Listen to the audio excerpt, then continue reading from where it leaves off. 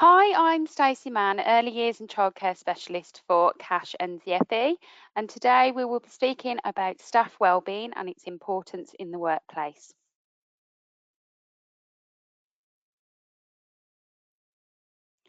Our aims and objectives of today's session are to discuss and reflect on staff wellbeing in the workplace and how this can be achieved, to give some tips and ideas of developing a culture of wellbeing in the setting, and to consider the environment and not just the things that we implement. We're starting off our session today with this quote. Emotional labour is defined as the amount of effort that is involved in the work that requires an emotional state in another person. The early years sector is one of unique form. We are constantly and consistently responding to the needs of others, including families, children, and our colleagues. The emotional labour of this can be exhausting, and therefore staff wellbeing is important to ensure the well-being of the children and the families. It is a knock-on effect. My favourite saying being that you can't pour from an empty cup.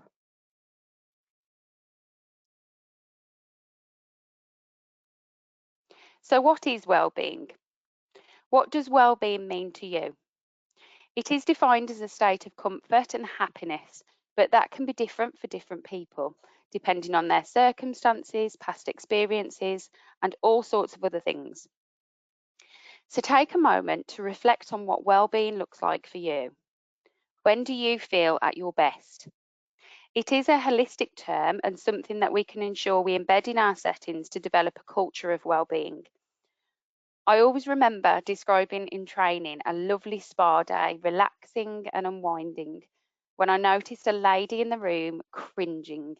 She later told me that she could think of nothing worse than going to a spa as part of self-care and would much rather be on a field paintballing. You see, completely unique. There's different dimensions of well-being and they can mean different things to different people. There is a real uniqueness to well-being and we need to appreciate that for every different person in our settings. One of the key factors in our overall well-being is emotional intelligence. Dr. Daniel Goleman breaks these down into 5 domains, and it's easy to see how we can apply these in an early years setting.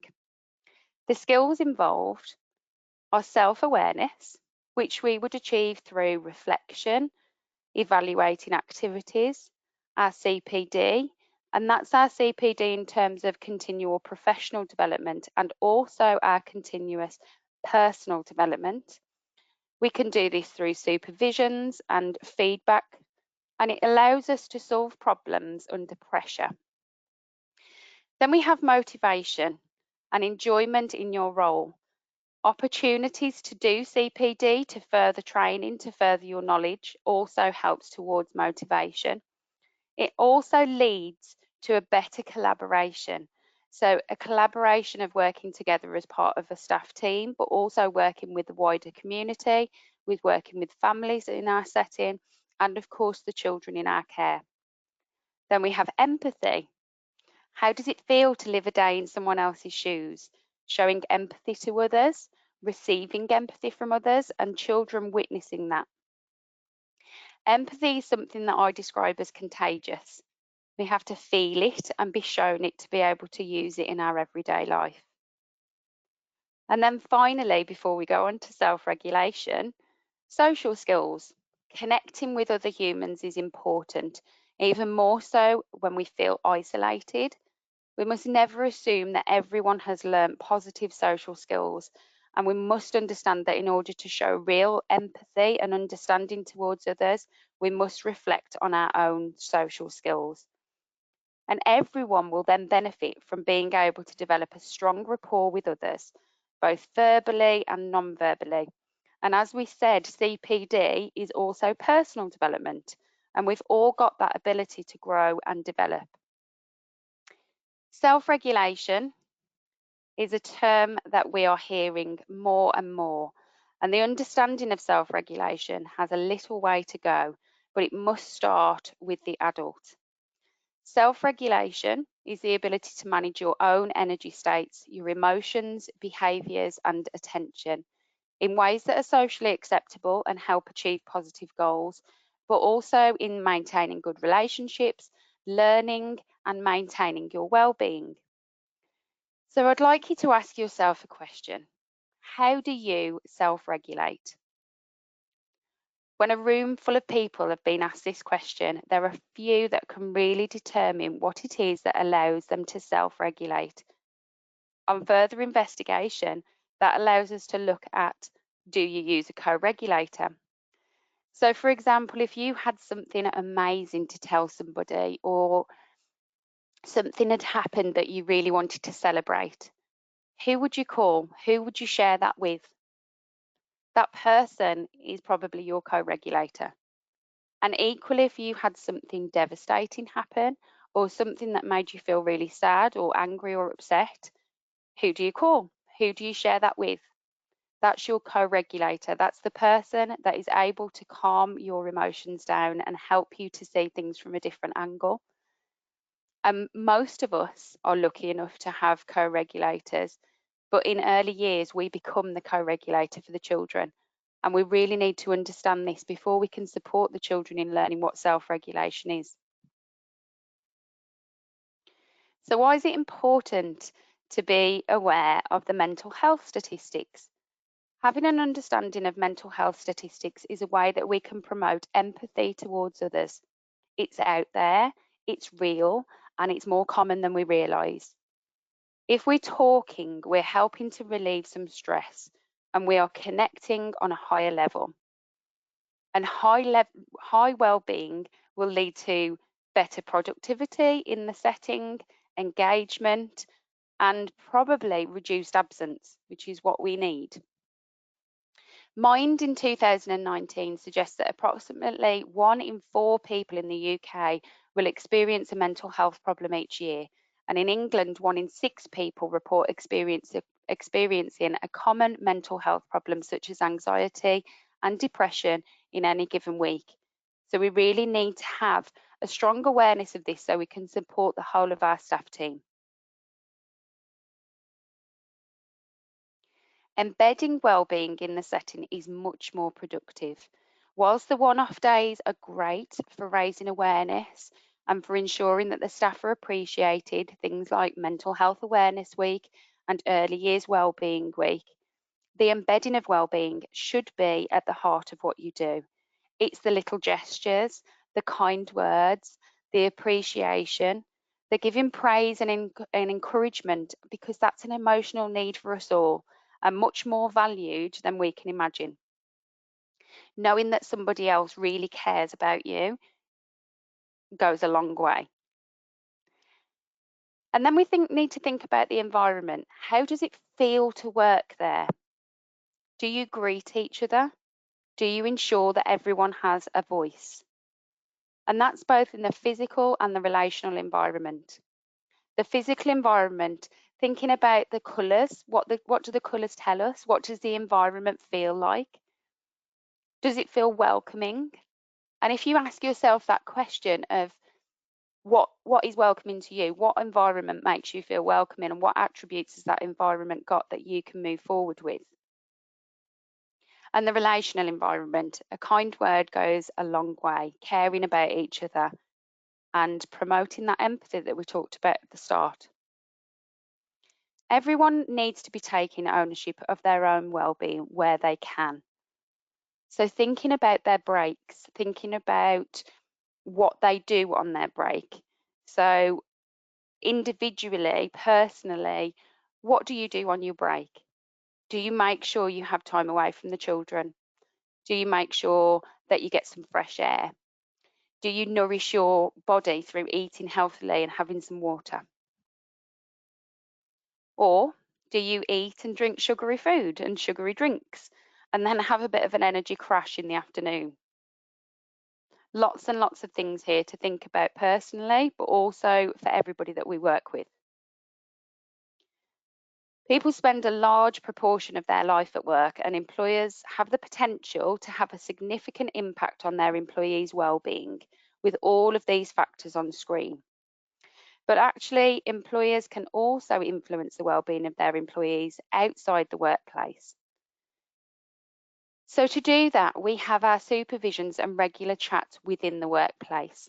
Those supervisions should be well planned for, and they should go ahead where possible, making sure that you have the time to sit down and discuss exactly what needs to be discussed, and that it's not rushed and that it's real.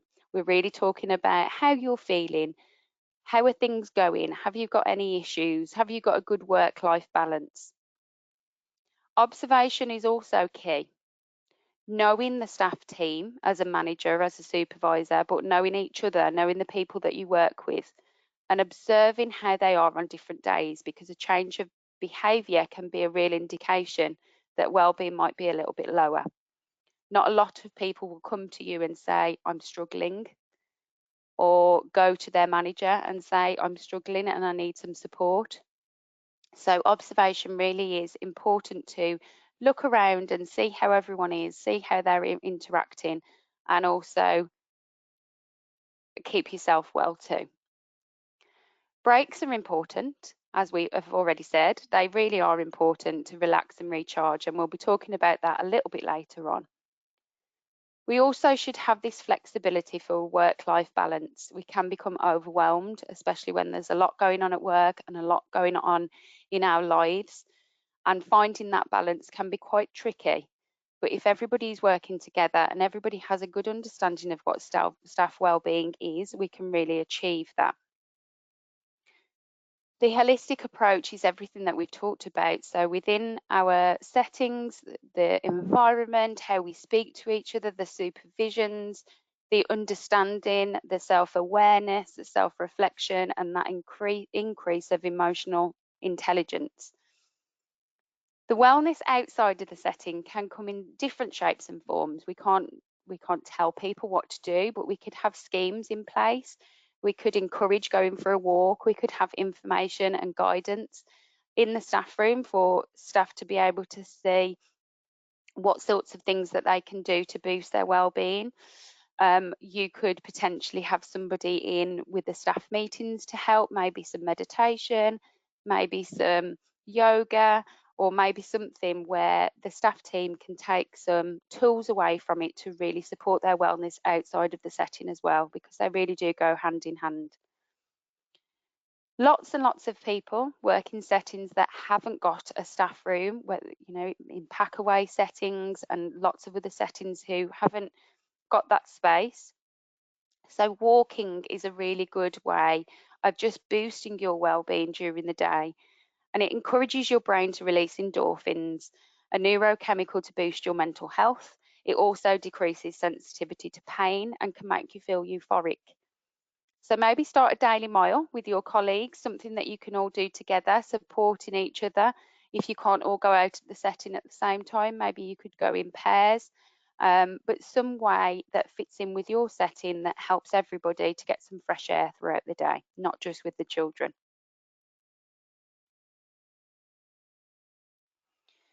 So I said we'd come back to staff room, and here we are. So what does your staff room look like? What do you want the staff to achieve on their lunch break, and how can we improve those areas? The staff room often becomes a bit of a dumping ground for things that have been broken or things that you need stored. And sometimes the environment, many times when I've been in staff rooms, um, in different settings, it's often an environment where there's a lot of notices, lots of things for people to take away from the staff room, such as put your things away, or make sure you've cleaned the dishwasher, or make sure all of the everything that you've got out is put away. Can you please keep this place clean and tidy? And all of those things we're absorbing when we're sitting in the staff room, and not always good for our well-being. So really think about what your staff room looks like and the sorts of things that you can do to improve those areas. I have an example here for you. We had this lovely setting where I was working, I was supporting that particular setting with a few things, and I created, or with Love from Lorna, created a little reminder for the staff, and it just said, in your break, just sit and sip, forget the world a little bit. Ignore the things you have to do. Just sit and sip for a minute or two. And we had a little tree that had got lots of different tea bags on there. And it was just something really simple, didn't cost a lot of money, and something that the staff could just sit and do, and a reminder to relax, recover and recharge. What would happen if you changed the words staff room to wellbeing area? That language can often make us think about things in a slightly different way, and words have power. They shape our beliefs, they drive our behaviour, and ultimately create our workplace, both spoken words but also the words around us. So if we were to change the words of staff room to wellbeing area, maybe that room would look slightly different. It should be a place to unwind, and if it's not, consider your break time and how you could implement something like a wellbeing walk as we discussed. There's some words here, as we said, words have power, they shape our beliefs and drive our behaviour, and all of these words are wonderful words that you could have dotted around the staff room to just remind ourselves to be relaxed, to feel happy. And even if we're not feeling happy, just seeing that word happy can have a bit of a trigger in our brain. Inspire, educate, all of those lovely words around us, we really absorb when we are sitting in a particular space. And I think the children would probably absorb those words as well. Here's a little visual of a change that has been made in Low Hill Nursery School in Wolverhampton, a school that I used to work quite closely with. So their staff room, as you can see here, was a dumping ground. Everything was put in there, everything was stacked, and this was an area where staff would come in, have a cup of tea and sit down in all of that clutter and all of that chaos. And we decided to change it into a wellbeing area. So as you can see in the other picture, we have some comfortable seating. It now contains positive affirmations in a little basket and on a tree. It has a thought tracking whiteboard. So on the whiteboard, we might have a thought-provoking quote. We might have a question that makes you think a little bit. We've got reading there to take away. So there's books there that people can exchange and use. There's soft blankets, there's little quotes, there's colouring books, there's mermaid material pillows that you can sit and stroke to calm the nervous system. And it's just completely changed how the staff view their break. They really view it now as part of their day and part of their well-being. So they go into that area and they truly recharge before they return to the children. So today we've had a look at staff wellbeing in the workplace and how it can be achieved. We've really scratched the surface. There's so much that we can do. There's lots of tips and ideas within this session to develop that culture of wellbeing in the setting, and also to consider your own environment. So hopefully there's lots of things that are thought-provoking that will make you go away, reflect, and maybe implement something new. Thank you very much. So now we've come to the part of the session where I am open to some questions. Thank you, Stacey. That was brilliant. My name's Janet King. I'm the sector manager for education and childcare. So Stacey, thank you again for that wonderful webinar and for that wonderful insight into wellbeing. And we do tend to forget about the staff wellbeing, don't we? From time to time, it's really good to be reminded of that. I don't necessarily have a question, but I do have an observation that I'd like to share, if that's okay. Yeah. Thank you. So slide 5 revisits the work of Daniel Goleman and emotional intelligence. And one of those 5 aspects featured there was empathy. Now, empathy is often identified as a human trait. And when I think of empathy, I can appreciate this as a feature of human emotion. you know, such as acknowledging that as a trigger to how somebody might feel. I think you described it as putting yourself in somebody else's shoes, Yeah. and you know, in certain situations. And I think most people would typically acknowledge that. However, the tipping point of this would be, to me, in this context anyway, acting upon that empathy. So the compassion being the behaviour to the trigger of empathy, and for someone else to be able to act on that and how somebody may feel. That resonates with your opening quote to me, because let me just refer to Campbell, Barr and Neeson 2016, which we had on slide 3. And you talk of emotional labour and the tremendous effort required to support others.